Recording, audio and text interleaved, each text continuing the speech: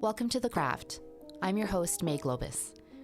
This podcast is a collection of intimate conversations on artistry, mastery, and life with talented, passionately curious creatives and entrepreneurs. Most are dear friends, some are those I've admired from afar.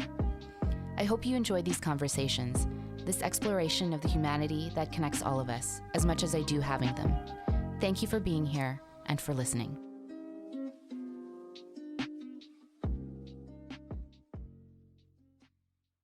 This episode is brought to you by Before, an incredible new self-care brand that just launched their first products, a line of purifying toothpastes. I'm obsessive about my teeth and brush them usually 3 times a day, so I'm super excited to be using Before. It ticks off many boxes of what a good toothpaste should be. Their custom supermint flavor actually tastes really good, and the consistency is silky, and at the same time, it doesn't leak out of the tube, which is a total pet peeve of mine. It's also non-abrasive, so it doesn't destroy your tooth enamel. All the harmful ingredients have been replaced by clean alternatives, and their custom blend of fluoride and dentist-approved ingredients totally promotes optimal mouth health. Before also deeply cares about our planet. Their tubes are made from 100% recyclable plant-based sugarcane and creates 50% less carbon footprint than traditional toothpaste tubes. As you all can tell from the show, I'm a huge fan of good, purposeful design, and let me tell you, the design and color palette of these are beautiful. The tube stands upright on your counter and makes your bathroom look minimal and chic. Visit their website, before.com, and enter the code CRAFT10, CRAFT10, to receive 10% off your entire purchase. One-time use per customer. I'm a huge fan of what they stand for. You won't be sorry, and your teeth and the planet will thank you. As a number of you know, I'm also a certified sound therapy practitioner and founder of Oto Healing, a sound therapy studio and practice. Sound has been a healing modality through many cultures for thousands of years. Oto's approach to sound is rooted in both art and science, the art being the history of sound, the science being quantum physics, biology, brainwave states, and more. All listeners of the show get 15% off their first private 1-hour session. Visit otohealing.com to book yours now. Dean Morris is a very good man. It's a feeling you get immediately. He feels like the human version of an all-encompassing, welcoming hug. A longtime educator, he found his way to being a pastor, an athlete, and lululemon ambassador, and now co-host of the podcast, A Little More Good. He grew up in Richmond on an acre property in the middle of the city. It was a quintessential childhood, running free and exploring the outdoors. He was always curious about how things worked and wanted to understand the world around him. In high school, his class was tasked to research their heroes, leading him to find leaders like Gandhi and Martin Luther King, both of whom looked up to Jesus as a guiding light. Religion was not a foundation of his household, but Dean had friends who were part of a church, and in his curiosity, and despite some skepticism, he met with a pastor to ask about Jesus. He started going to church with some wise words from his father. Keep your brain turned on. When his parents divorced after his high school graduation, Dean went through a huge transformation within and began to truly understand the spiritual nature of who he was. He began working at church where he did some music and teaching, and eventually went to seminary and got his master's in ministry leadership and culture. In this conversation, we explore topics from ownership versus belonging, his desire for social justice, reconciling with his ability to carry the weight and hold space for many others, the tools he uses to regulate his nervous system and triggers, religious doctrine and Christianity, and how it's moved away from the original values of pure love and acceptance, the advent of quote-unquote new religions, how his relationship with running and his physical body has changed recently, and much more. Please enjoy this conversation with my wise and wonderful friend, Dean Morris. Dean Morris. Yes, May. Hello, hello. How are you, my friend? I'm good. Welcome Thank to you. The Craft. Yes, thank you for having me. I'm excited to be here. I feel like I've been in your guys' space, A Little More Good space, several times, but now it's time for me to open up my arms. Here we are. And welcome you in. Yeah. How are you feeling? I'm feeling really good. It's kind of a typical spring Vancouver morning. You know, a little bit of sun, a little bit of cloud, a little bit of rain. And I'm here with you. It's good. It's a good day. Yeah, it's a good day. And I get to spend my morning with you chatting. Yeah. So good. I know. I was thinking about it last night. I was like, with Zach and the A Little More Good podcast, like we have lots of conversations. We've had 3 this week. And, you're kind of prepping and thinking, okay, like what's the guest going to bring? And, you do your regular thing. But last night I was thinking about it and I was like, oh, I'm like actually really excited to come in and just like, share my story or wherever you want to go. But it's like, it's same, different, but I'm just excited to be able to enter into the space of the craft and be here with you. I love that. I'm like, yeah, I get to shoot the breeze with Dean this morning about all things. Yes. Yeah. But I really want to go back in time. Okay. Yeah. Tell me about growing up in Richmond. Ooh, Richmond, the flatlands or Ditchmond. Ditchmond. Oh my God, I've never heard that. You haven't? No. Oh, it's like it's less common now because they're like filling in all of the ditches. But because for those of you who don't know, Richmond is like below sea level. So we've got like the famous dike that goes all the way around the city to make sure that, when the tide comes up, everyone's feet stay dry. But yeah, so it's like below sea level. So there's lots of ditches. And partly it was like back in the farming history or whatever of like letting the water run off and then it gets like pumped out into the river. But when I was growing up, it was like, that's what it was. It was Ditchmond because like everyone that I knew grew up on a street with a ditch. And it was like a Richmond rite of passage to fall into a ditch.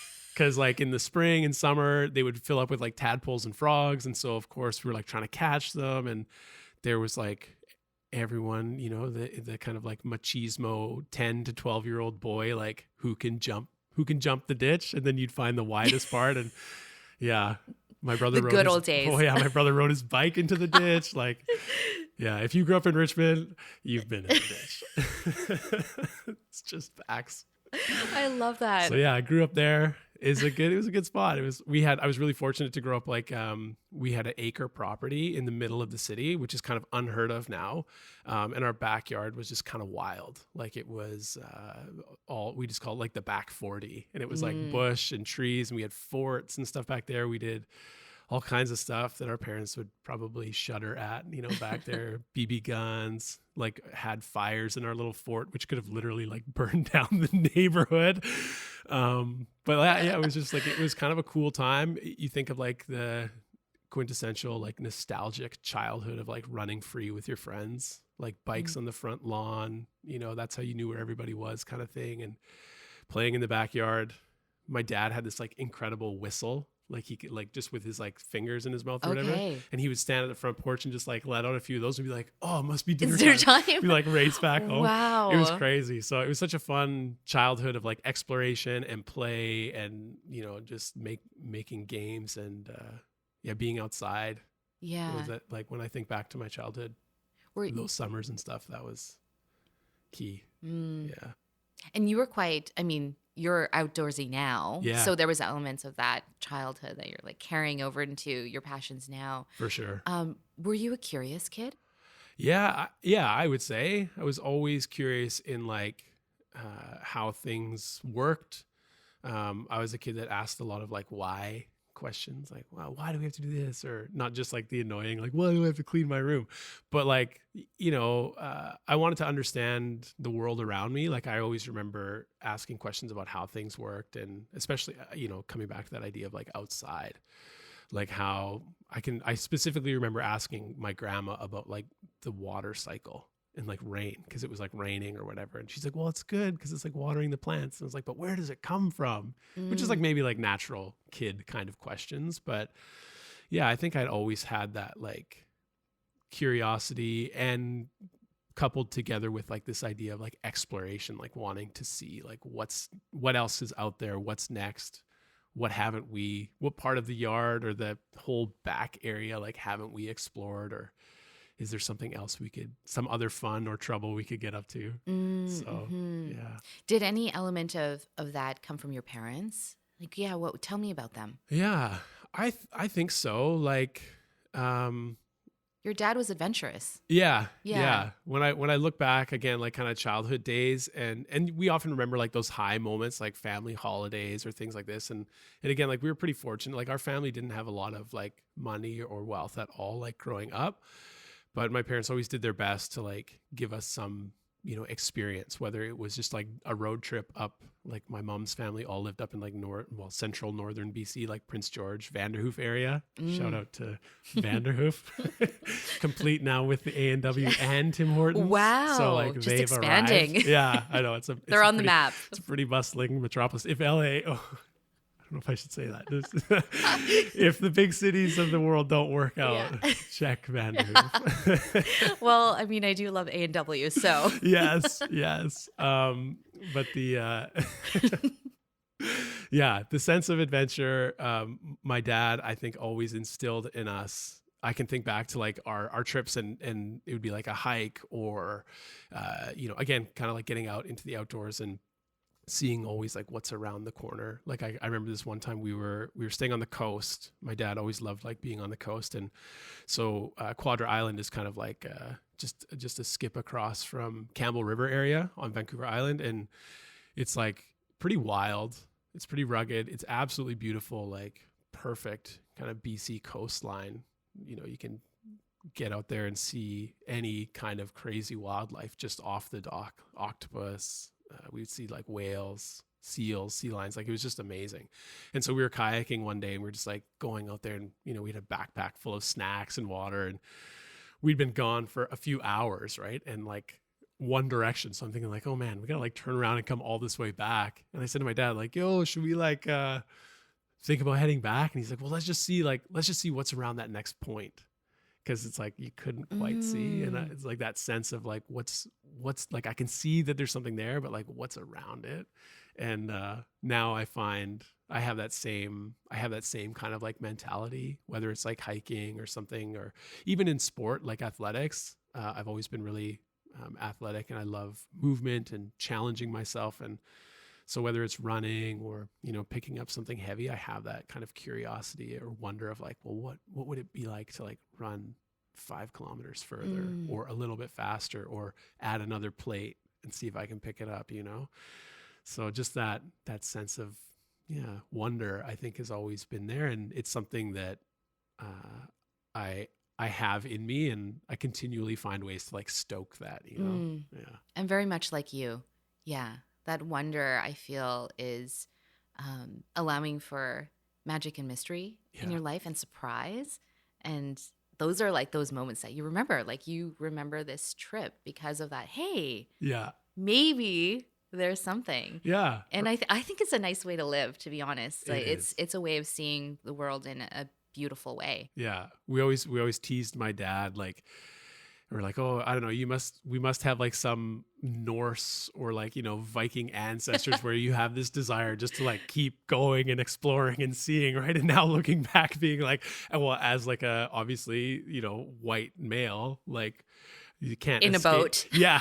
I'm like, geez, can't escape the reality of like, yeah, I'm probably connected to someone who did some pretty horrific things, in terms of like exploring and taking something that didn't belong to theirs, but on the beautiful side of that, saying, well, let's explore and then honor what we find, right? And so trying to like move forward in the generations of like, okay, understanding that this land where we live obviously is beautiful and it's worthy of all exploration, but like making sure that we honor and acknowledge and respect that it's like not ours. It's for not the taking. ours. Yeah. So none of this is for the taking. The earth is not for the taking. No. Which is, it's such an extraction mindset. And it would just be so nice to live in symbiosis.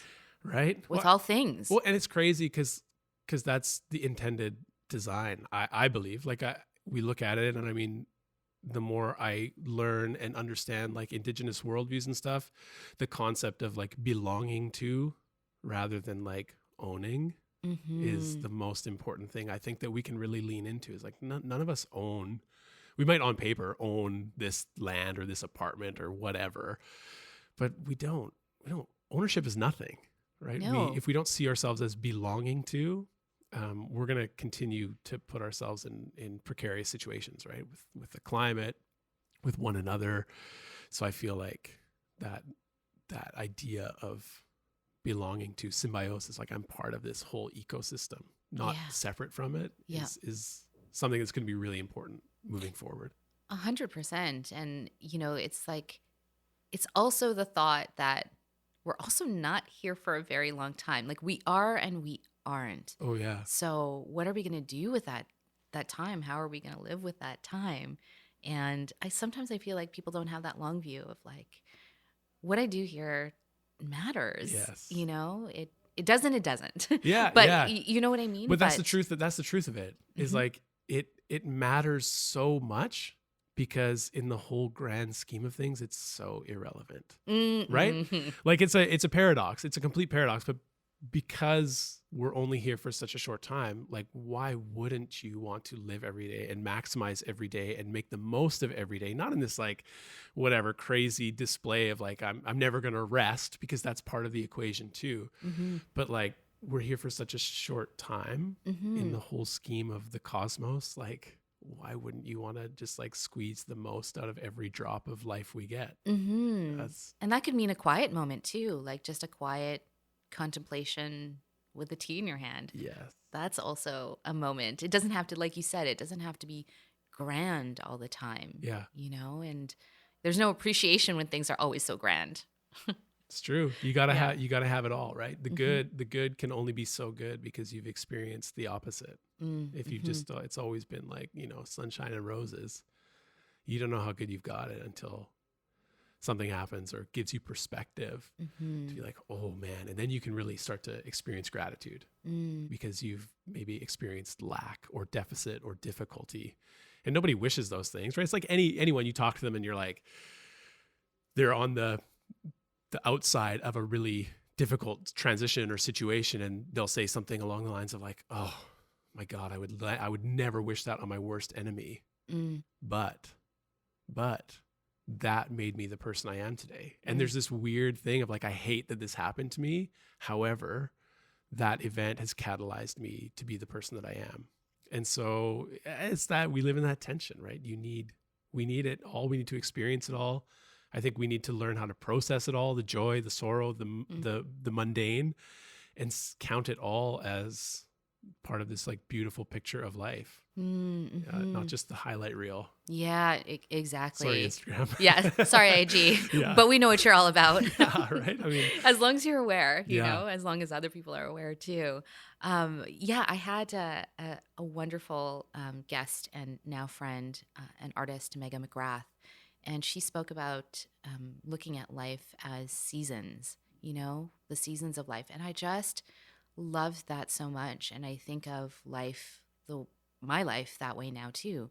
There are seasons for great expansion, and there's going to be a season where I'd want to cocoon and rest. And um, it's so cyclical and circular, and I like that. I've Yeah. been really drawn to circles lately. Oh, totally. Well, Hmm. and I think just a few moments ago we were talking about like that belonging to nature and the world around us, and we think of ourselves as separate because we live in these buildings and it's 22.5 degrees all year round, right? Because we're comfortable. But like the reality is that if we look outside, or if we get outside and experience the seasons, we're reminded, like we're just coming into spring in Vancouver now, and it is truly one of the most incredible times to be in this city, because you get warmth and cold and rain and sun and even snow all in the same month or whatever.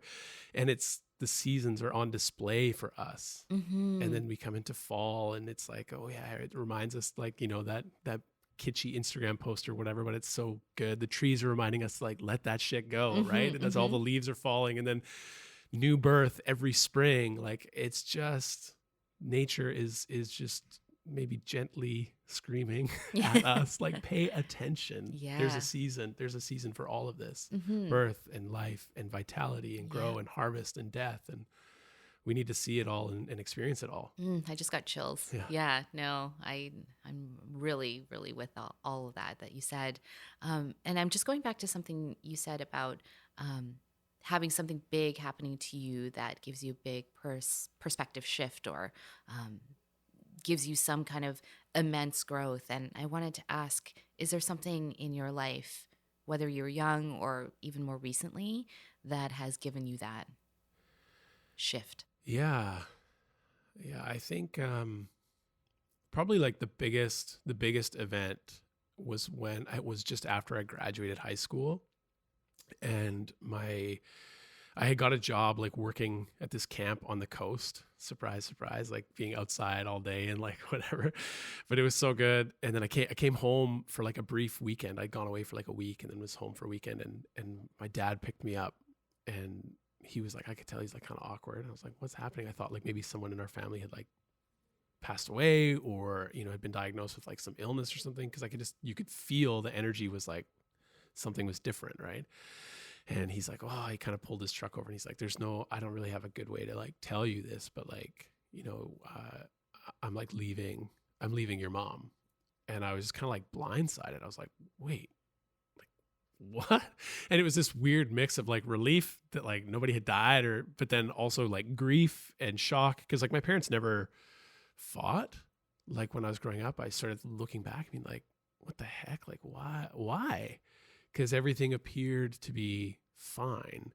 And then, you know, months and months later, as I was kind of like processing this, I recognized like, oh, they never fought. And I saw that not as like well, that's a good thing. I saw it as like, oh, they like didn't communicate. They just had kind of like grown apart. And so that was like, yeah, right after high school graduation. So kind of this like pivotal time where people always say like, oh, I went to like Europe and like found myself, or, you know, we often come out of the bubble of high school and we can start to experience who we are or who we are becoming, and even shed some of the things that we maybe previously were or had to be or felt like we had to be. And so at that time in my life, that was a big moment. I had been beginning to experiment and understand like the spiritual nature of who I was. And yeah, when I learned that they were getting a divorce, or, you know, my dad ended up like living in this boat for a while and they were trying to like figure things out, and it was just so bizarre. And I had this opportunity where I was working. I like went back, like after that weekend, I was like, okay, like I gotta go. And so I left my mom and brother, and I like went and worked all summer at this camp. And fortunately for me, like it gave me a lot of time and space to process and heal and walk through that event. And, you know, I still carry a little bit of guilt because I was gone, right? And my brother was there and like facing my mom, and, you know, they were trying to work it out. I remember like very, very vividly coming home after my dad had picked me up, and he like dropped me off at home and then like left, and it was so surreal because I was like, what the heck, like you're not going to live here anymore. And I remember like walking in the front door, and my brother was home, and you know, he just kind of like looked at me with like this just like kind of stoic face and was just like shaking his head a little bit. And my mom was like in her ensuite bathroom, and she was just like on the floor like just crying, and she's like, I'm sorry. And I was like, why are you, like, you don't have anything to be sorry for? And started kind of like in that moment, I was like, I'm the youngest in my family, but in that moment felt like I was the caregiver, and kind of has remained that way, I think, since a little bit. Yeah. So I resented it a little bit for a while, where I was like, I'm the youngest. Like, why does all this shit fall on my shoulders? Why do you think it does? I think it's just like part of who we are. I think that energetically, I have the posture of like well, physically, I have broad shoulders, and I think that energetically as well, like I can carry a lot, and I do. But at some point, you know, I've learned and am learning when it's too much, and when it's okay to say I can't carry that for you. But part of my, just who I am, my identity, my DNA, whatever, is to be a support, and to carry the weight for as many people as possible. And like, that's a noble thing, but at the same time, you know, at what cost? I always wonder, at what cost? Yeah, I believe, you know, knowing what I know about you, you being my friend, you're an incredible space holder. And I feel that not a lot of people understand, unless you are a space holder, how much energy that takes, how much care it takes and intention and trust, and it's work to hold space. So I can see if you were holding all of that for all members of your family at that time, and maybe still are. Wow, that's a lot. And I'm glad to hear that you are saying you're putting some boundaries down when the energy depletion comes. Yeah. Yeah. And I think thank you for saying that. And I feel like it's part of that learning experience of like, it will carry you and serve you to be that way. But at some point it tips into like unhealth, just like any of our gifts or strengths that we use. If we don't balance it, or we're not fully aware of what it costs us, because even the things we love and bring us joy, like they come with a cost. It takes energy, it takes time, whatever. And so unless we kind of have that balance of understanding, okay, where do I begin to move in like dysregulation? That was like a really important question that I leaned into kind of like maybe 5 or 6 years ago, like recognizing when I feel just like angst or stress, or like the world is closing in on me, like pausing and saying, why do I feel this? I recognize, okay, yes, I feel this. And then the next all important question is like, why? What is causing me to feel this way? And then trying to start to build structures and buffers to say, yo, don't get to this point, because this is not a fun way to live. And I become like not a great person. Right. Mm-hmm. And like we usually to our closest people, that's who we like are angry or lash out towards. And so I'm like, I don't want to be that. I don't want to be that guy who's like frustrated at home or whatever, and all good on the outside. Right. But then, yeah. So learning, where do I move when I'm in like dysregulation, and then start to mitigate against those was a important lesson, is an important lesson, I should say. Yeah. And how do you deal with your dysregulation? Do you return to breath, or is it a walk? Yeah. There's a few things. I think for me, it's like taking that beat, that breath, whether it's, it's some sort of actual practice of like a breath work thing. Typically in the moment, it's not. It's just like centering myself and recognizing the thing that is triggered, in me, whatever stress or frustration I have, and then trying to see like the bigger picture, and then recognize like, okay, where's my ownership? Like, what did I do to get myself here? Because lots of times it would be blaming, right? I'd be like, oh, this is like that thing's fault or that person's fault, and recognizing that it's always like, it takes two to tango, or three or four, sometimes it's a multitude of things, right? As they all come together, and recognizing that it was like that decision and this reaction and choosing this and this, and like, I'm like an Enneagram 7. I don't know if everyone who listens to the craft will understand that, but Enneagram is like a personality typing test, kind of like Myers-Briggs-esque, but it has more of like a spiritual dynamic as well. And I'm a 7 on the Enneagram. And what that is, it's often called like the enthusiast. And basically we're like the people who are down for anything all the time. Like, sign up, hell yeah, ask questions later, right? I'll say yes, and then I'll check my calendar, kind of thing, like literally. And it sounds like a joke, but I'm like, I'll literally be like, oh, that's amazing, yes. And they'll be like, shit, I should check. And then I'll have to like look and be like, oh yeah, I am actually free. And so it's a great way to live, because like you experience so much and life is so full, and it's beautiful. But at the same time, right, that passion of mine, that willingness to just say yes to life on everything, can be like my undoing, where I'm like, oh, all of a sudden I feel like the weight of it all, and I want to show up as the best version of myself for everyone and everything that I'm going to. But all of a sudden I realize like I'm tapped, like I can't. And then I like get really upset at myself. Like, why did I say all this? I hate this. I don't even want to do this. Right. And it's just, so learning some of those things. Yeah. So important. Yeah. And I feel like maybe for people who are space holders, it takes a long time to unlearn and learn how to set those boundaries. Yeah. And I feel similarly. Yesterday I had a super packed day, like back to back, and there was I was going to do a sound therapy session for a friend as a birthday gift, but I woke up yesterday morning and I was like, I have no energy right now. And actually, my friend said something really beautiful. So basically, I was like, okay, I could either do this with half the energy, or I could be honest with my friend and let her know that I just don't have the energetic capacity and I'm depleted, and reschedule.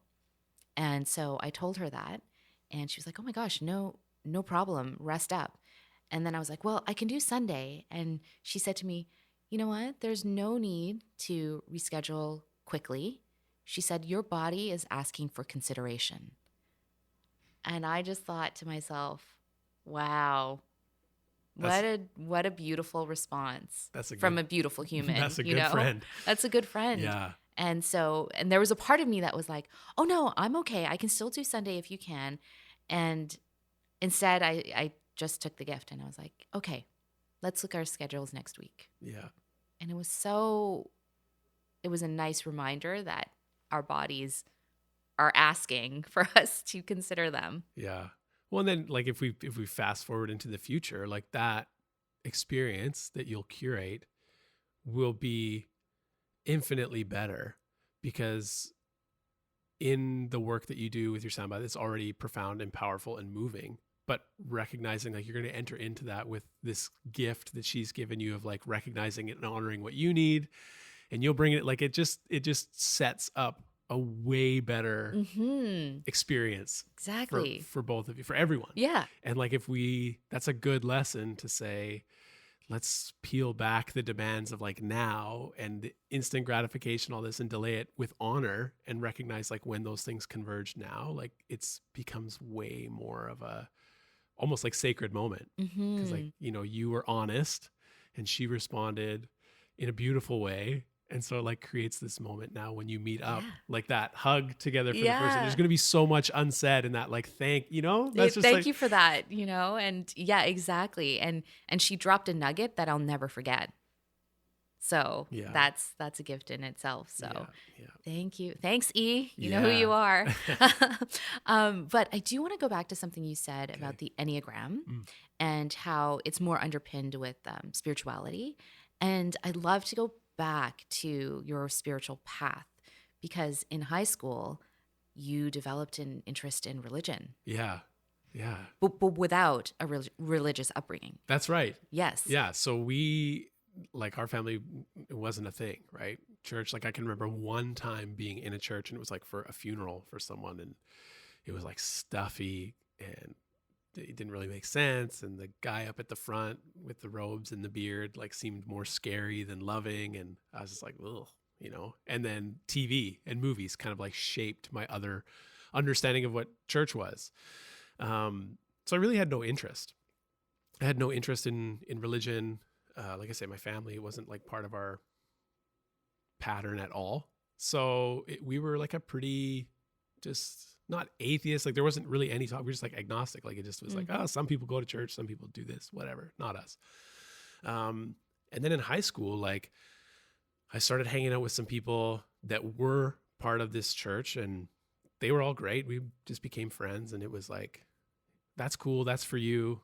I'll come and shoot hoops with you, or like hang out and, watch movies, order pizza, high school stuff. Right. But like, that's not for me. Church is not for me. I always viewed it as like a crutch for people who were weak and like needed some help in life. And I was like, that's cool. No shade, no shame, but like, I'm good. Like I've got a good family. I've got a good, I'm captain of the basketball team. Like what else do I need as a 17-year-old kid? Right. And then it was like, I guess it was like grade 10 or grade 11.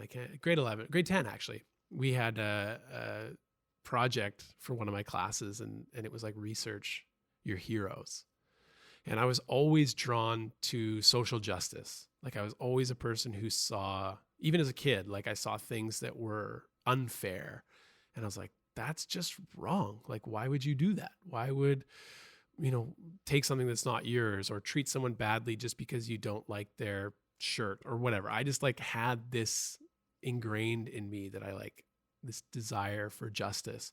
And so, in high school, you start to like differentiate and find your own path. And so I was like this athlete, kind of jock guy, but like didn't fit the mold of like your typical high school jock. Like I was into art and music and all this like creative stuff too. And I just loved, I loved music that expressed justice. And so my brother actually gave me this CD of this band, Rage Against the Machine. Oh, yeah. And I like fell in love with these guys because it was that kind of like heavy, like aggressive music, which I was into back then. It still am, I guess, but a diversity of things now. But they were telling stories of like justice, right? And fighting injustice and standing up for like, you know, the marginalized. And I was like, yes, like these guys. Punk movement. Yes, it's so punk rock. I was like, these guys are the real deal. So fell in love with them, started becoming more aware of like the wider world of injustice that has happened and was happening. And, you know, started looking at things like civil rights movements and around the world, and got captivated by different leaders like Martin Luther King Jr. And was like, man, this guy is a really passionate advocate for change and racial justice and equality in the States. And, you know, he was someone that I really admired. And then someone else, I don't even remember how I got into it, but someone else talked to me about Gandhi. And I was like, whoa, like this guy was this, you look at him and he's like this frail, feeble looking guy. And yet he changed his corner of the world and the world really through like nonviolent revolution with like his Salt March and you know, the different things he stood for. And anyhow, so for this project, they're like, tell us about your heroes. So I was like, okay, I'm going to choose MLK and Gandhi as my heroes because they were badass and they changed the world through like these nonviolent ways, right? Like anyone can fight a war. Anyone can grab a gun and try to be like the tough guy. And I was like, there's something to this. And so part of this project was like, who were your heroes? Who was someone or people that they looked up to say, yeah, I want to model my life in kind of like their way. And so for both of these guys, I mean, Martin Luther King Jr. was a reverend, so obviously he had Jesus like as a footnote to his story, a big footnote. And then Gandhi also mentioned Jesus as this person that he really respected and looked up to. And so I became curious. I was like, okay, two of the people that I'm interested in and that I would want to be like, they have like Jesus as this footnote to their life of like someone who inspired them and someone who was instrumental in how they lived out their mission, their passion in life to see injustice, to seek it, and then to fight against it, but not in your conventional like fighting kind of way. And so I knew a couple people who were involved in church. So I asked this one guy, he was like a youth pastor, and you know, he was driving me home we were playing basketball, and he's driving me home, and I was like, hey, I got to ask you this question. Like, I'm really curious about who Jesus was, right? And like, if anyone knows a youth pastor, like their job is to like, you know, in a really pure way, like kind of be a mentor for youth and like help them explore Jesus. Like that's their job, right? And so this guy, like, here's this kid, like doesn't go to church, secular, whatever, you know, like not You're raised. right for it. Yeah. And I'm like asking him to tell me about Jesus. Like, I'm surprised he didn't drive off the road. Like, what? This never happens. A teenager is interested in Jesus. And so, but that being said, like I was really skeptical about church, even like all the mystical elements, like I like didn't know, right? But I was curious. Like going back to the earlier part of the conversation, I was curious. I had all this wonder, and it was that kind of like social justice thing. Like, okay, I think Jesus has something to do with like these kind of movements. And honestly, we started like walking through. He told me, oh yeah, you can read some of these stories, and it talks about some of the things that Jesus did. And I just started looking into it, and I became really, really fascinated by this character. And I mean, started attending this church, and it was no accident, I think, that I ended up there, because it was like more, you know, the pastor at that church at the time, like left us with more questions than answers. Like he wasn't out there being like, this is the thing, and just, you know, believe this and whatever. And so I kind of been going there, and then had this moment where I had to tell my parents. I felt like I had to come out to my parents to be like, you know, I'm going to church. Because it was like, we didn't do it in our family. And I remember being like, feeling so nervous, being like, what are they going to like say? Like, I can't go, whatever. And I talked to my dad, and I was like, listen, you know, I've been going. I don't know if I believe it, but I'm really curious. I want to learn more. And that kind of like, that spark of like spirituality was growing in me. And so my dad said to me, and I remember it like clear as day. He's like, that's fine. He's like, I don't mind if you go, but he's like, you have to promise me one thing. And I'm like, okay. And he says, keep your brain turned on. Like, don't just believe something because someone tells you that it's true. And don't just believe something because someone says, oh, it's written in this book or whatever. And so therefore you should act this way or do this way, do this thing.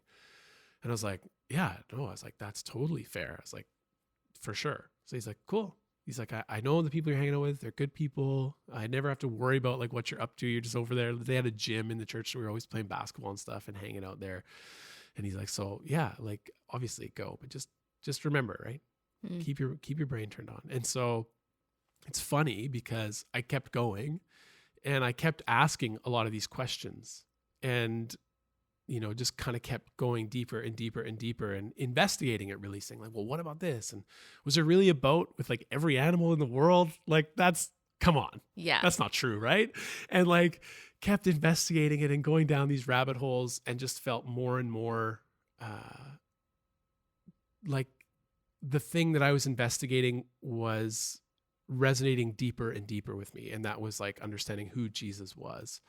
And so long story short is I ended up going and working at that church that I was going to, did a lot of music there. Like that was kind of my main role, did some teaching, ended up going to seminary, got a master's degree in like, what we call like ministry, leadership, and culture. So the idea is like leading church communities into the future, knowing the world is changing. And I didn't know there was a master's degree for that. Yeah, there's a few. And it was actually in Central Valley, California. I was out of a university there that went through, and some of the people that I admired most were like kind of adjunct professors there. So I was like, okay, if there's ever a time to take a course, it's with these people because they are the ones whose voices I'm like, yes, whatever Christianity is, there's a lot of things that I'd say it's not this, but some of these people who were profs there, I was like, they are telling like a way more interesting story that's like different than kind of mainstream evangelical Christianity. I was like, that's what I want to pursue. What does that difference look like for someone that is like me that doesn't, I'm not Christian. I don't follow any of this. And so what was that difference for you between the professors that you were drawn to versus a lot of what is out there? Yeah. I would say it's very anti-imperial. So it's like in America and in Canada, but more so in America. And we kind of live in the shadow of them. Christianity is like, it's like the national religion, right? Even though it's dwindling, it's like Christian national, like God bless America, right? And that lingers into Canada too, but like less so here. So I would say that's a big difference. Is like it's very divergent from empire. It's not part of the government. It's in some ways like resistant to, not in like an overthrow kind of way, but like Jesus, for example, right, was executed, was murdered by the church and the state, right? Like the religious elites and the political elites. And that's because he was not falling in line with like the traditional method of how things should be. And so when the religion that is modeled after this guy falls in line with like the state, that's a problem. Right. And so that's where, and I think a lot of Christianity has become something that, the person whose name is attached to it never ever stood for. It became like really narrow in, I think, its belief. It became really exclusive in who could be part of it. It became something about upholding tradition rather than being a progressive, loving, invitational kind of movement. And so I was always put off when the church looked more like those things and less like a radically gracious, loving, accepting human in Jesus. Because you look at some churches, not all, but you look at some churches today, even in our city, and I'm like, I feel like if Jesus were to show up today, he like wouldn't be welcome there. And that's a really sad statement, but it's true. Because like, lots of these buildings that house churches, they have like plaques on the front door that's like everyone welcome. And I was like, either you need to take that down or you need to like live up to that. and be like, actually everyone is welcome. Because like the experiences that I've had is like, that's not actually true.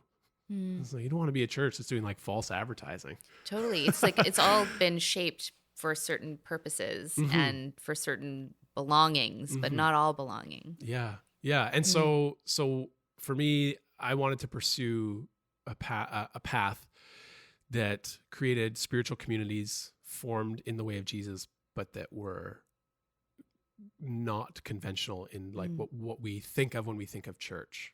So in spirit and in values. Yeah, absolutely. Yeah. And not like doctrine. Yeah. Yeah. Doctrine.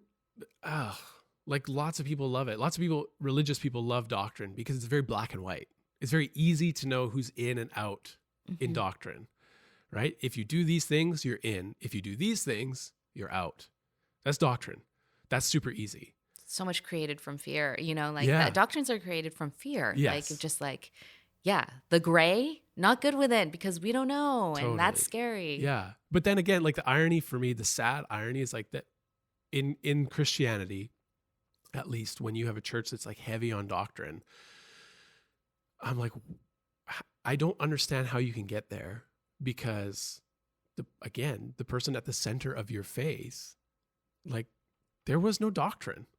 Like he contradicted for there was no New Testament when Jesus was walking around, right? It was the Hebrew Bible. It was like the Old Testament, what Christians call the Old Testament.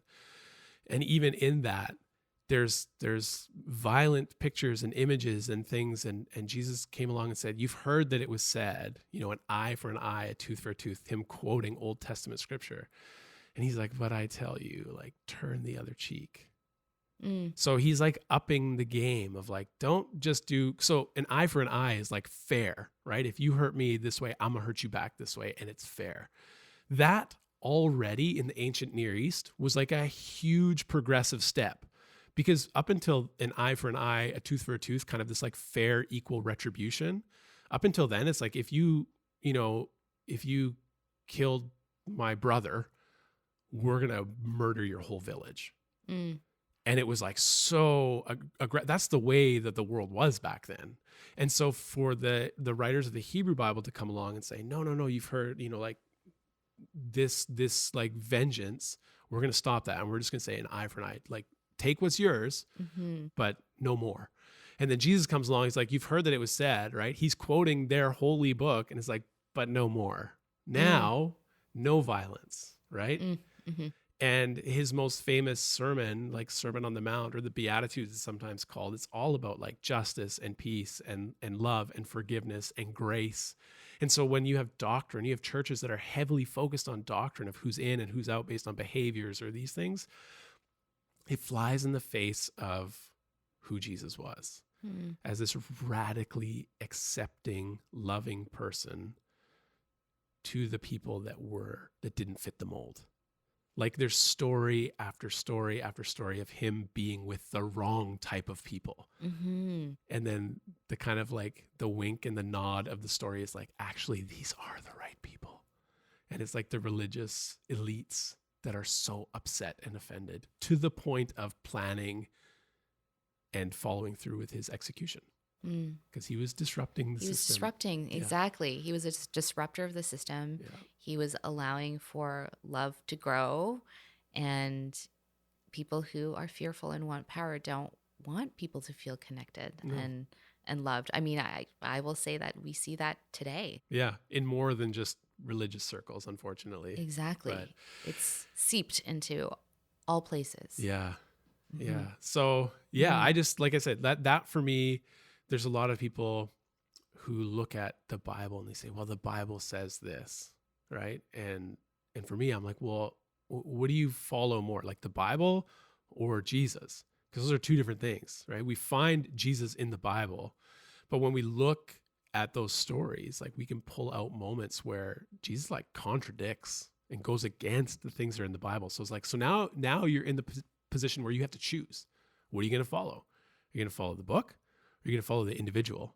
And for me, like I'm always going to err on the side of like modeling my life in the way of the individual and how he lived, and things that he stood for and the ways that he like modeled it and lived it out, the people that he went to, the people that he made space for, held space for, I was like, that I will always err on the side of that. And it's curious because in not in all, but in some circles of church and institution, like that puts you on the outside.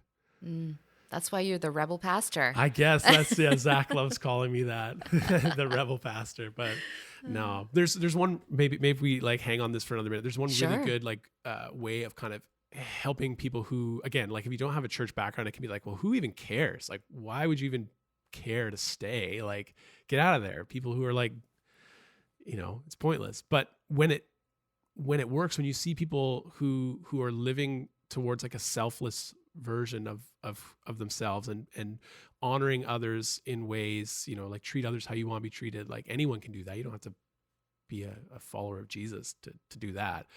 But there's so many beautiful things about the story that I think keep me so interested, and it's like such a compelling narrative that someone would give their life in this way and be murdered by religious people, and then from that moment say like, forgive, like I want to forgive them. Right? There's no condemnation, there's forgiveness, there's space, there's openness, and that's just like such a far more interesting and beautiful story than like some of the other ways it's told. And so there's lots of there's one way of understanding where it's like there's like a fence that keeps people in. So if you believe these things, you're on the inside of this fence, and if you don't believe them, you're on the outside of the fence. And it's doctrine, right? It comes back to that idea of like control.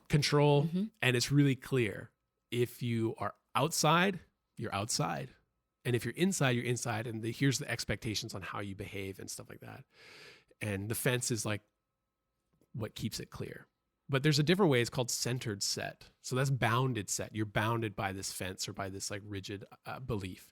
Centered set is like, imagine like a farmland with like a well or like a pond at the center. And so there's no fence, because the pond, the water, the source at the center is the thing that will draw people to it, will draw, the animals back to it or whatever, using that kind of pastoral imagery. And so for having something at the center that's beautiful and encouraging people to come, you might look and there might be someone like really far off from the center, but they're moving towards it. And there might be someone like really seemingly like really close to the center, but they're actually moving away. And so in the centered set, it's not about who's in or who's out, or even where you are in relation to the source, but like, what direction are you moving in? Are you moving towards it? Are you moving away? Are you hanging out by it? Are you far off? Are you coming near? And like, to me, that's how like a faith community should be organized. Like, where are you on journey towards the source? Not like, are you bound in? Are you keeping in line? Are you following in line? Do you have the right doctrine? That's not very interesting to me. That kind of set too also gives people a sense of agency and choice. Wherever you're at, and you get to choose where you want to be in conjunction to the source, or maybe just it's a time for rest and some other exploration, and so you're going to be further away from the source. So wow. I just really like that in general. And I feel like that's the way that Jesus lived. Like, he was constantly invitational. Like, people, there's all these stories of healings and stuff, which is so cool to read. And before I was like really skeptical. I'm like, I think it's just like a metaphor.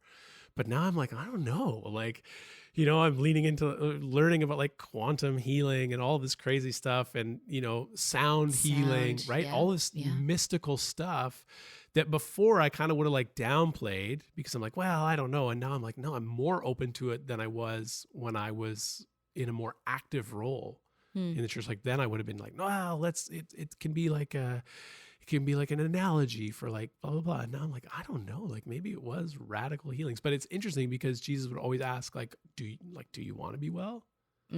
Which is a curious question, because people will come and then, there's that agency given back. If Jesus was God in flesh and could manipulate health and wellness, all these things, and bring healing, it was always an invitation. It was always a question. Well, do you want this? Do you want to receive it? And I feel like the thing that teaches us about God, if Jesus was here to teach us about who God is, that God is like invitational and patient and will not force his or her will upon us, right?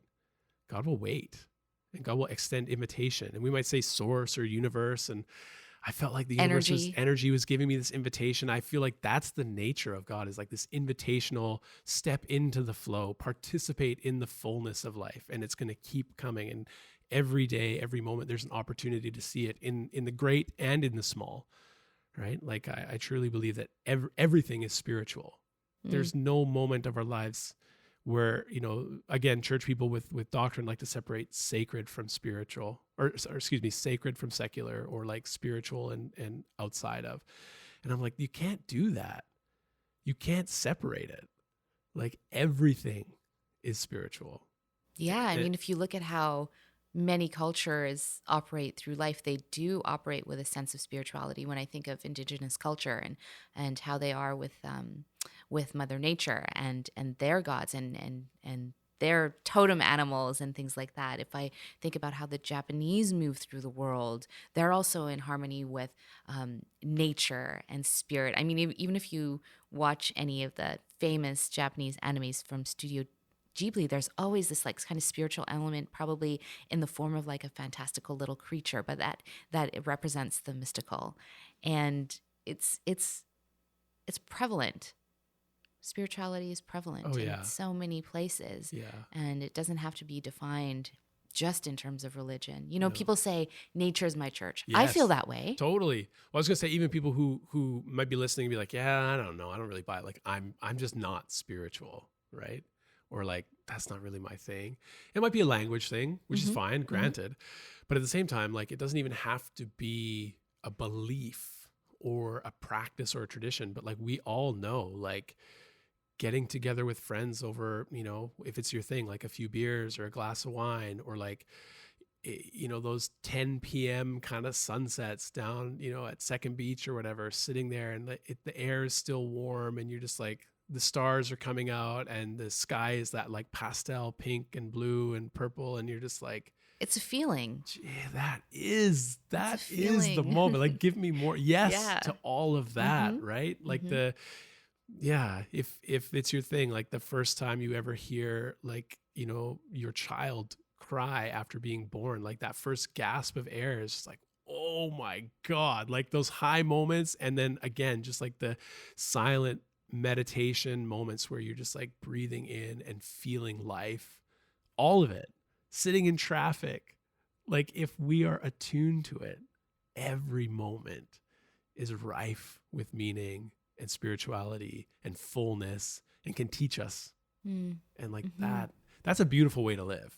Not like fear of, am I doing it right? Or is God going to be mad at me if I step out of line? Am I going to get struck by lightning? Or we were watching this show. There's a show on Netflix. I think it doesn't matter. There's a show on one of the streaming services, Yellow Jackets. Oh, yes. Have you seen it? You just started watching it. And it's coming back tonight. Oh my gosh. Yeah. This one character, she's like so pious, and she's always praying, and it's like kind of like, it's very perfect. Stereotypical. In some ways. Representation. But at the same time, like, I've met those people.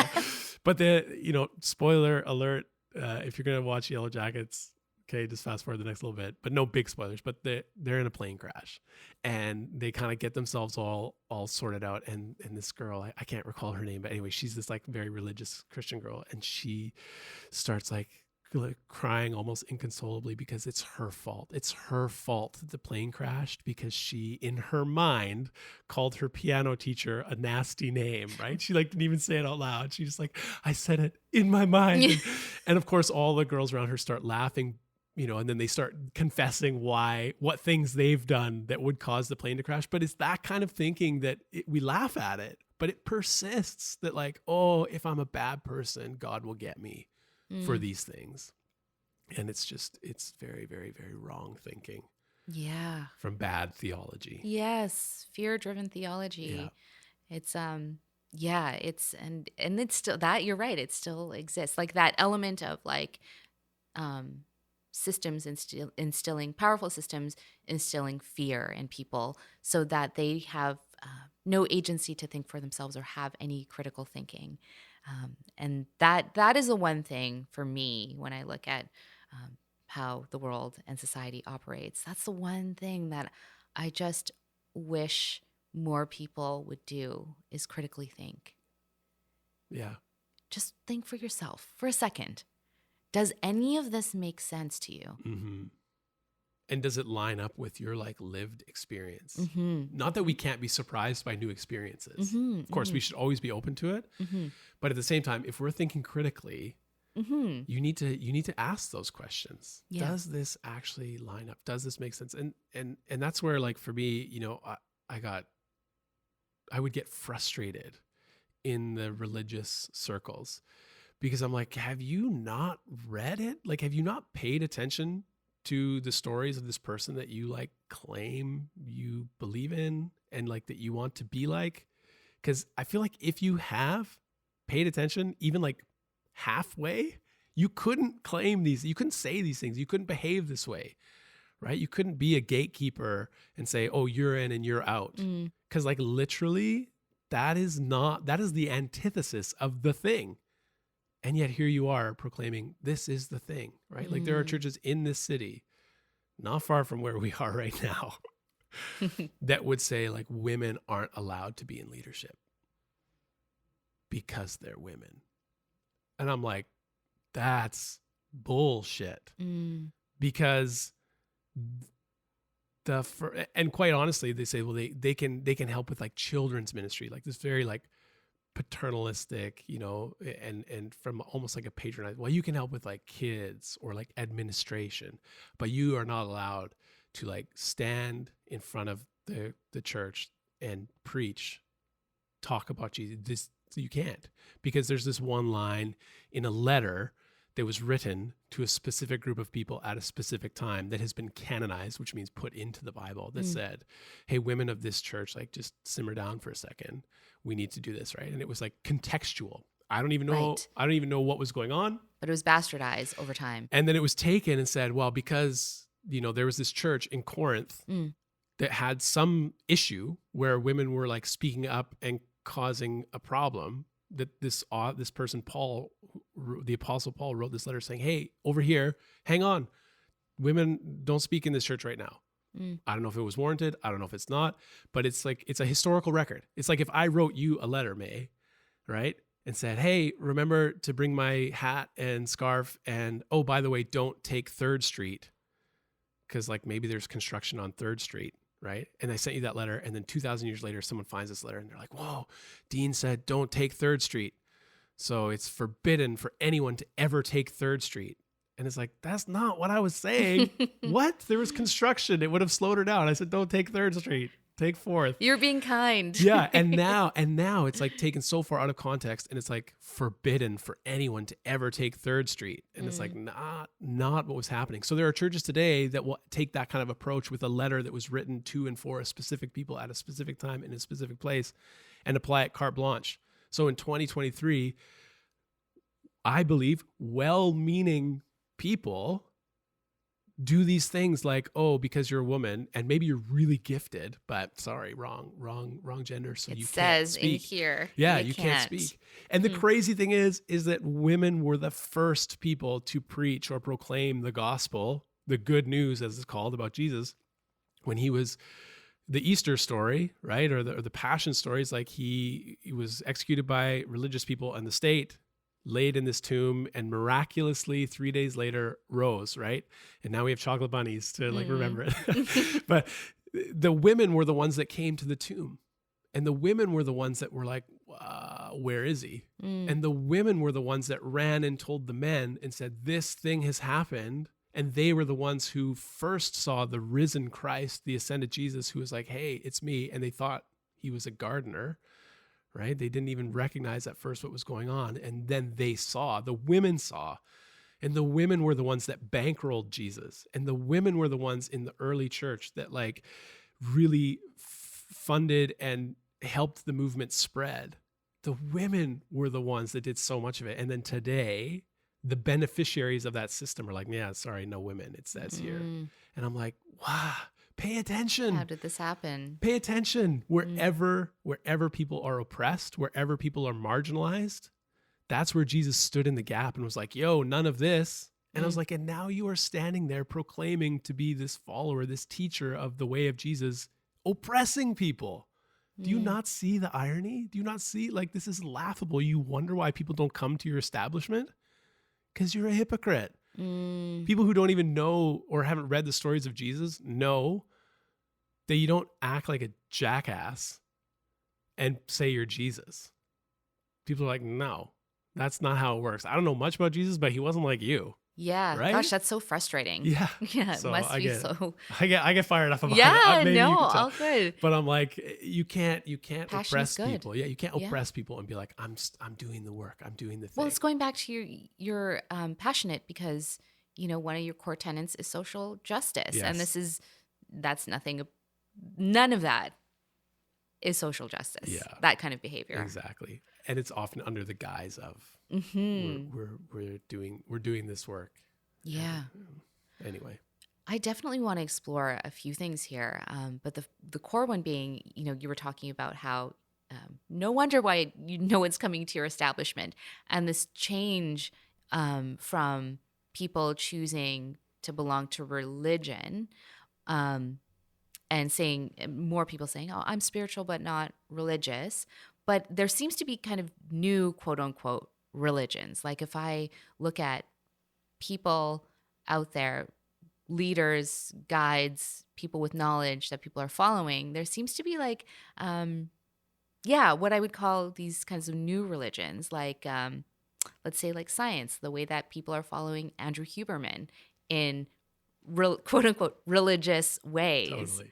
And I think that's such an interesting, just topic to explore. Like, what is religion to people now? Mm. It shows up in many kinds of different forms. It's a belonging, it's a community. And I would love to hear your thoughts on this. Yeah, absolutely. Well, I guess I'm part of the Huberman religion. I'm a big fan of him. Me too. Right? The rich roll religion, yeah, the Huberman religion. Exactly. Yeah. Yeah. Well, I think it speaks to our desire to belong, which is like foundational, right? And in many ways, like that's regardless of what we might think of the mystical elements or the foundational myths and stories of religion, one of the core functions and principles of it was just gathering people. We just need to be together. And I mean, the last couple of years have really showed that, right? When we couldn't be together due to the pandemic and all of that, like it heightened the desire that we had as humans to connect. We all became acutely aware of like how much we needed each other, right? And I think like coming out of that, like the desire to connect and to be social and to share and like that is huge. That's a fundamental human need. And so I think religion has tried to answer that question or has tried to meet that need. And it's done so in some really beautiful ways, but it's also done so in ways that I think have been really harmful, right? Where it shifted from something that was like a really good thing to being like, okay, now how do we keep this? This is really good. How do we keep it? And there was a desire to not be evolving and progressing, but to say, whoa, this is really good. Let's put some barriers around this, some boundaries so we can keep this thing the way it is. But the irony is like the nature of humanity and the nature of our collective gathering is that it's going to always be changing and different because hello, like we're always changing and different, right? And so anytime we get together, whether there's one or two like core things that pull us together, it's going to look different after a year, 2 years, 3 years, certainly, hundreds of years or thousands of years in the case of religion. And there are some things that should be central and remain, right? Those organizing principles, but the way that we live them out, I think is going to change. And so in this moment, in today, like you're absolutely right. People, I think are quick to say, at least, in bubbles like ours, like, oh yeah, I'm deeply spiritual, but like not religious. And I think it's an important differentiation that people make for themselves because maybe they've had a really bad experience with religion. Like I know so many people who've had terrible experiences with the church. And, I always, whenever I can, like offer an apology because usually those experiences, those hard experiences that people have had in churches, should never have happened. Right. And so when I was more active in like leading faith communities and stuff, I would always apologize on behalf of the thing that I'm like, representing, to say that should never have happened to you. Right. You should have never been told to leave or said you weren't good enough or whatever it was. Right. Because people are looking to belong and looking to connect. And I think that religion has an opportunity to do that, but has failed. It's failed to keep up, and not just in fickle ways, but in meaningful ways of like, how do we meet people where they are as humans in 2023 with all of the complexities of our world and curiosities of who we are and who we are becoming? How can we introduce these practices and principles that in truth are ancient, but are very applicable to our modern society? And I see it in the modern, quote unquote, modern science that like Huberman is presenting and stuff. Like a lot of these things are it's just old. It's old wisdom, things that we've always known. Just presented in new ways. And we have like in new electrodes. forms, obvious podcast. Yeah. Right. Yeah. And we have like electrodes that we can hook up to people to prove that meditation works. Whereas like, Buddhist monks, the Dalai Lama, like going all the way back would be like, we've been saying that for centuries, but now because you can study it with brainwaves, because we've evolved in other ways, now you'll believe it. Oh, okay. Yeah. Cool. Welcome to the club. Right. It doesn't change the fact that it's always been good for you. It's always been helping us like move towards enlightenment or whatever end goal we're looking for. But now we can verify it, and someone can talk about it with a peer-reviewed double-blind study that proves meditation is good for you, or breath work is good for you. It's so funny because, monks have been meditating for so long. Like, why do you need a verification other than the way that they moved through life? Yeah. And saw the world. And we're just, not that, blanket stating this, but, that they were just good humans. Yeah. Right. But, but we need that. We really need that. I mean, check mark from a scientist. Exactly. And that's just part of our modern world. And it's fine. But that's where I love. There's room for all. Absolutely. I mean, it's still fascinating. Yeah. Tell me about brainwaves. Yeah. I want to know. Yeah. Because it's just cool that we've come to a place where we can know it in like the heart knowledge. Like, oh, I just know this is good for me. And then also someone can come along and be like, here's how we can prove it. Yeah. Right. And this is like what your body is doing. Yeah. In conjunction with this. It's so good. Which is mind blowing. Yeah. It's like, wow, cool. Like, yeah.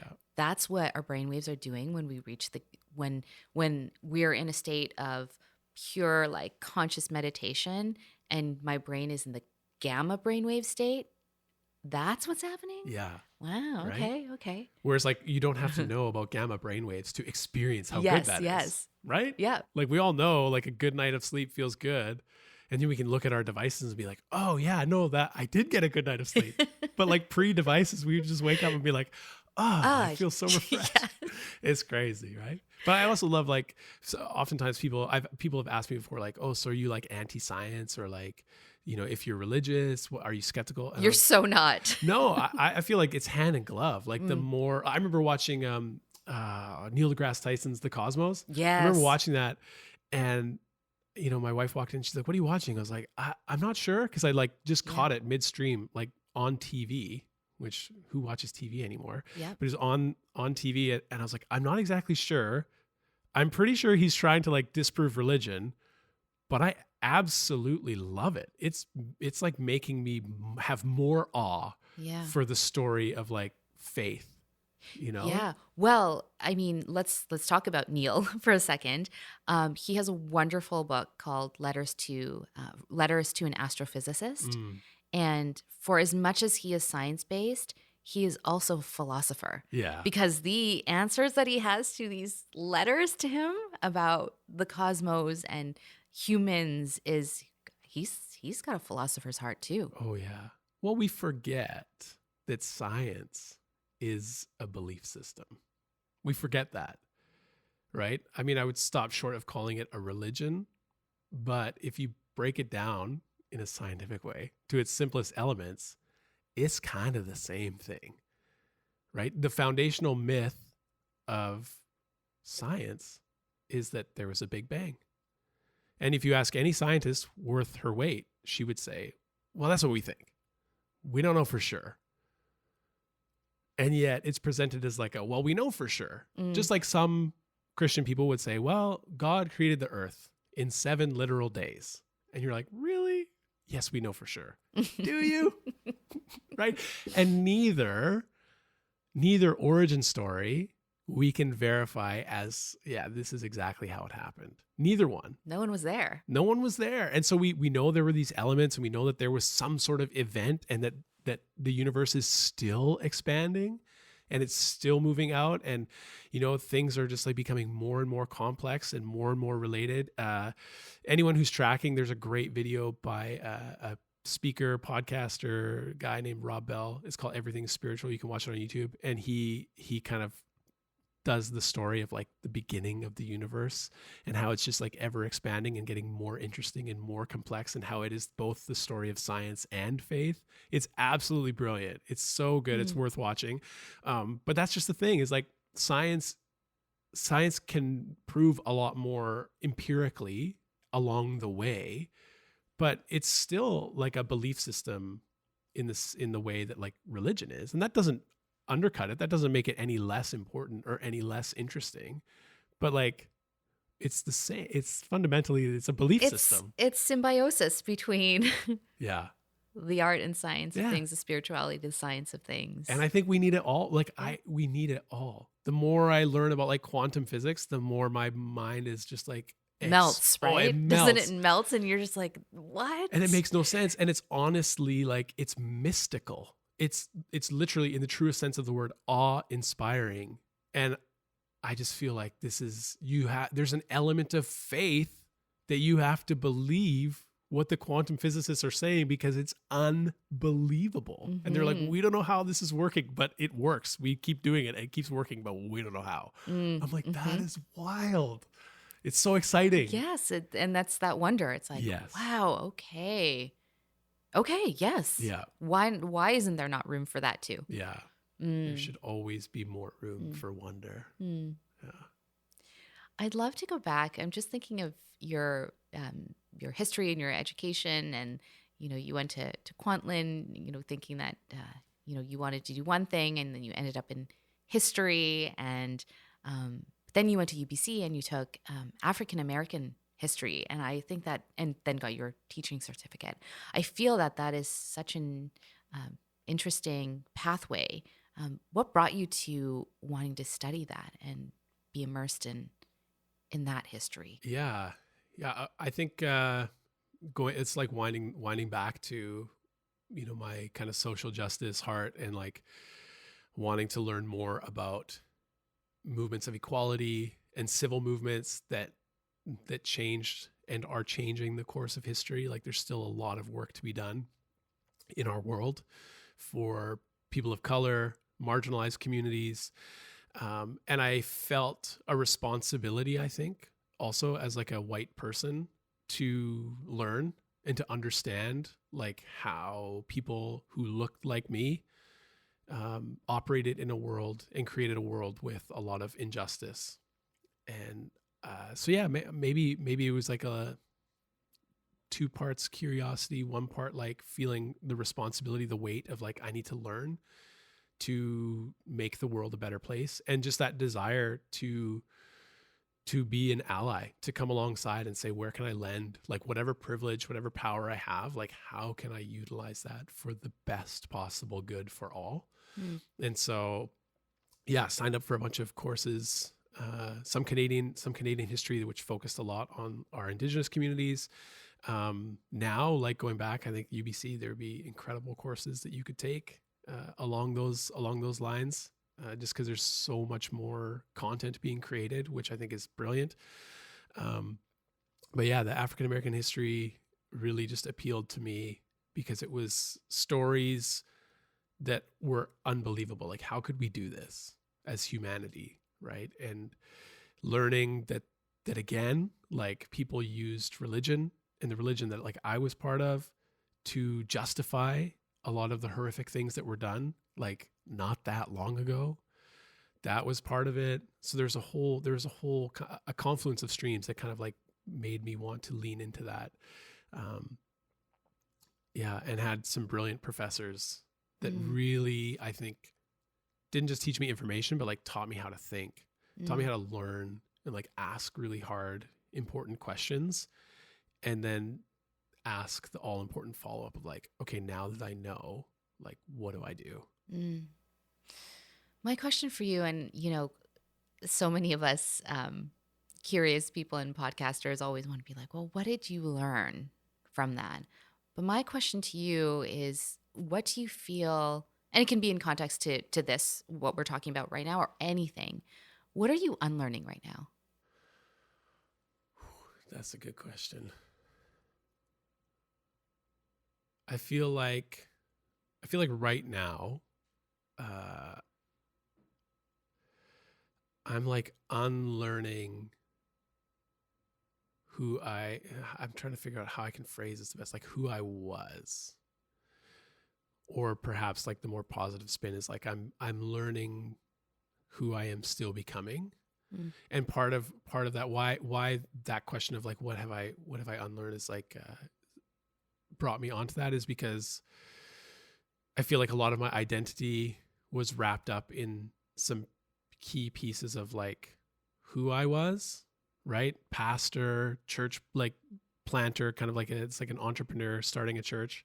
And now I'm like moving away from those things, not because of any major shift in who I am, but just partly like reality, partly coming out of the pandemic and like how that interrupted our flow as like a small community meeting at homes around meals. And then my own capacity and energy for like restarting something like that. I feel like I'm kind of stepping into this next phase of like who I am. And it's very new. Like it's uncertain. Yeah, there's an identity death. Yeah. Yeah. And so I think that part of it is like, what do I need to carry forward? Right. And what are some things that were really, really good things that I can put down and say like, in like a very Marie Kondo way, like, thank you, but like, I no longer need this. And so I'm still figuring that out. I still feel like I'm holding everything. And I'm reluctant to like let some things go, but I feel like some things I need to let go. So I don't know if I have a good answer for, I'm still in process of like unlearning. And of course, like the big ones are, just continually reevaluating my space in the world and like how I show up and how I can just be better, be better as a friend, as a partner, as a dad, as a teacher. Someone who has a podcast and platform, like how can we continually be better versions of ourselves from last year, from 2 years ago, from last month. Right. And this reminds me of something that you had said in our last conversation about even just your relationship with running now. Like you've always identified yourself as a runner, but that you're on a break. I don't know if you're still on a break at the moment, but you're following the seasons of your body, and yes, and your body is saying, not a runner right now. And you're, from what I remember you saying, you're in acceptance of that, and you found something else that's making you feel good, like strength training. Yeah. And there's that acceptance that, maybe you don't have like a typical runner's body. Yeah. So that's really interesting that you're going through like this really holistic unlearning process of an identity death of who you were. Yeah. Yeah. And are becoming. Totally. Yeah. And it's like it's a good thing. Right. And again, I think that's part of how I'm wired. Like moving towards something new and different is more exciting and intriguing than it is like scary or like lamentful of like, oh, but I used to be. And yeah, so the whole running thing, like that was who I was. Like I was a Lululemon ambassador for running. Right. And so it was an amazing opportunity, and like, loved every moment of it really. But then it was like, that's who I was. I had to be that. And so literally a year ago, like this spring, I injured my calf running. And then it got better and I ran a race, and then it felt all right. I was like, okay, I'm back. And then that was on a Sunday. And then on the Wednesday, I went for a run with our run crew in Steveston, and like my hamstring just exploded. Like it was just, oh, it was brutal. And it took so long for it to get better. And I kept trying to run. And I would like get a kilometer in, and then it would just like hurt so bad. And Your body's like, no, yeah, you're forcing something right now. totally. And so then I just like relented and was like, fine, I like won't run, but I'm so active. Like I need like a physical outlet in my life, or I will like go crazy. And that was like running, right? It was like my peace, my quiet time. Like that's where I process so much stuff. And so I was like, what am I going to do? So I started just like working out. We have like a gym in our building, and it's like pretty decent. So I started working out there and like rowing, and, I could do lots of stuff. Then it didn't cause me any pain, but I couldn't run. So I like started to shift. And then my body started feeling so good. I was like, wait, like maybe I want to lean into this. And I just haven't really looked back. Like I've run a couple times and I still love it. I still do love that as a modality, but it's not the same. Like it's not the same as how I used to think about it. I used to think like I needed this. Like this was my thing. This was who I was, Dean the runner, right? And now I'm like, no, I'm just Dean. Yeah. And it's interesting. Like, I'm a bigger guy, and I always was aware of that as a runner. And, you're looking at Instagram and following people who are runners because that's what you do, right? Following on Strava, different people's activities. And I was always comparing myself to these people who were like, I think we are all natural runners. We can all run. But for some people, it's easier because of your build, right? You might be slight, maybe taller, longer limbs, whatever. Some people, and those are the people who like become Olympians, right? They are just naturally gifted in a way to run far and fast that others of us aren't. But I fully believe that everyone was like born to be able to run.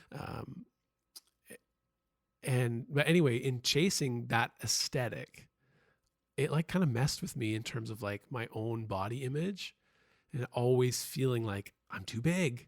I'm like too heavy. I'm too big of like a runner. And it was like muscle. Like I'm like a big dude, right? And so I just look at myself and be like, I'm too thick. Like I need to get leaner and leaner and leaner and leaner.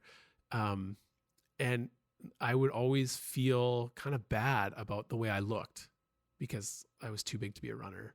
And then when I started shifting away from running and moving into more like strength training and stuff, and like, inevitably started following people online for like different workouts and different things. And I started seeing these people who looked a lot more like me, like broad shoulders and like thick legs and big bodies. And I was like, these are my people, this is where I belong.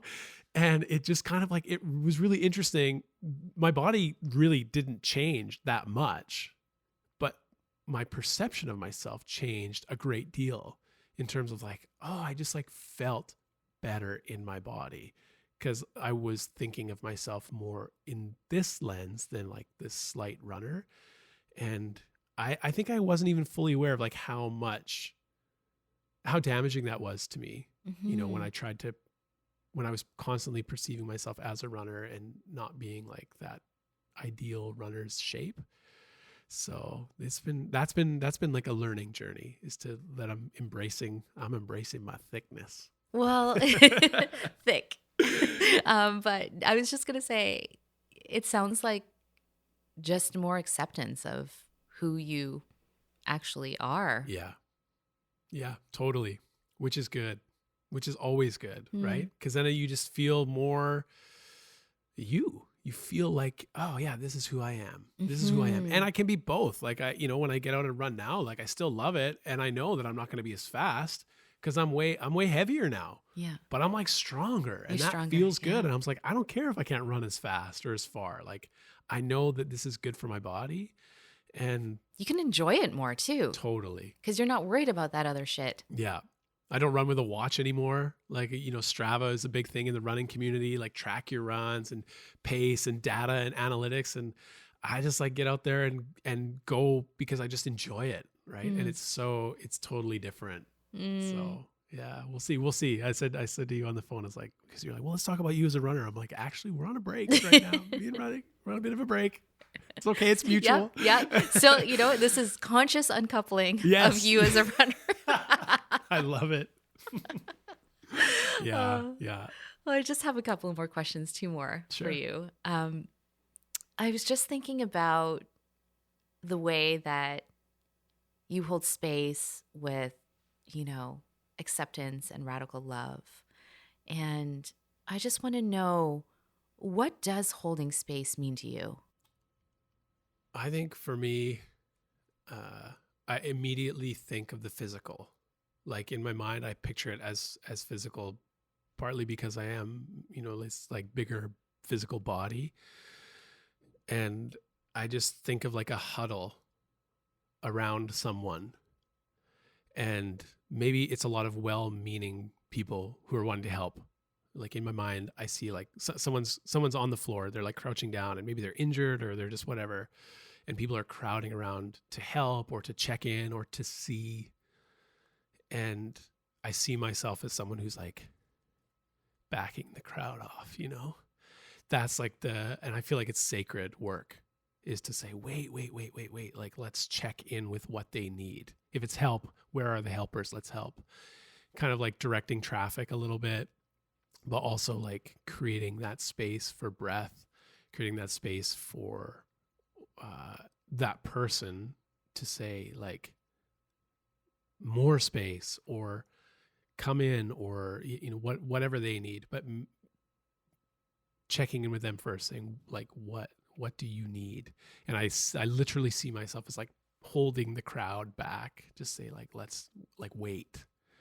And yeah, that's I think that's what it means to me. I love that. Well, you are a very good space holder. Thank And I you. hope that you continue to do this in Yeah. all kinds of ways, whatever that looks like in this, next evolved version of you that I Yeah. see emerging. And my last question that I ask everyone, with what you do, the work you do, just who you are, what is it that you want to leave behind in the world? I actually think about this question kind of a lot, phrased in the context of like not building a resume, but like what will my eulogy be? I like to think about death. I think it's important. We don't think about death enough. So when I'm gone, what is it that I want people to like remember or say, And I think we often think of like, what are we going to do? What are we going to do that people are going to remember us by? Are you going to do some great event, or have a really good podcast? Or are you going to do something really cool for charity? And I thought a lot of times, like, what is it that I'm going to do in this world that will make a difference? And then I realized I could give a shit about the things that I do. Doesn't matter, because there's always going to be a better event, a better podcast, a better speaker, a better contribution to some charity. But what I really am living for is, how will I make people feel? Because I think more than anything that you can do, people will remember how you made them feel. And so that is like my chief aim in life, is that like regardless of who you are or what you've done or where you come from, like I want you, whoever I'm with, I want you to feel like I have impacted you in a positive way.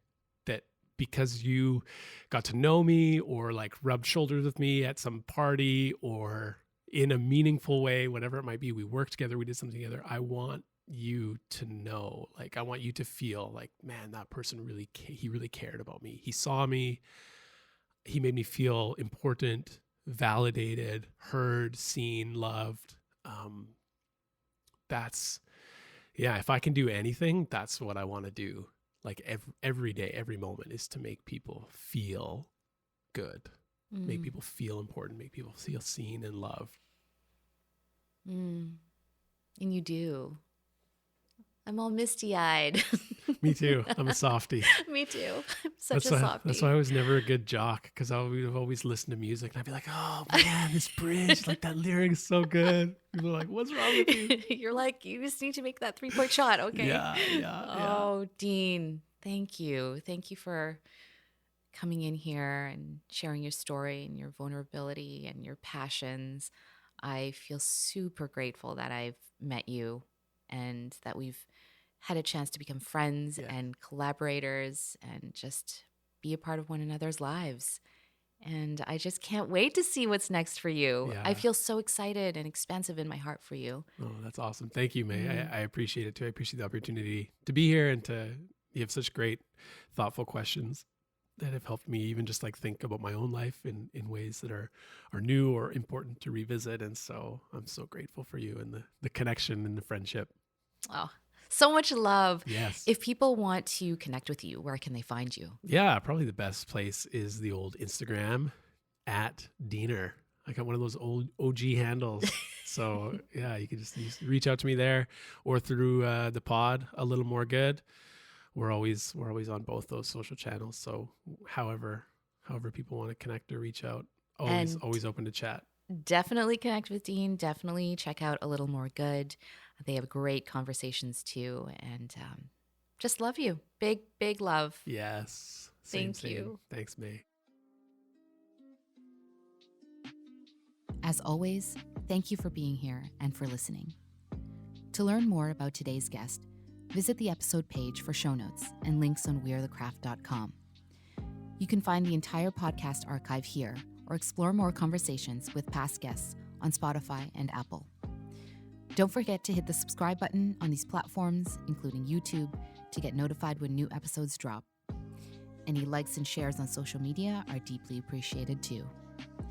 Sound and audio engineering for this show are by Andrew and Jay Bagaspis. All guest portraits and images are by Juno Kim. Appreciate you all and see you again soon.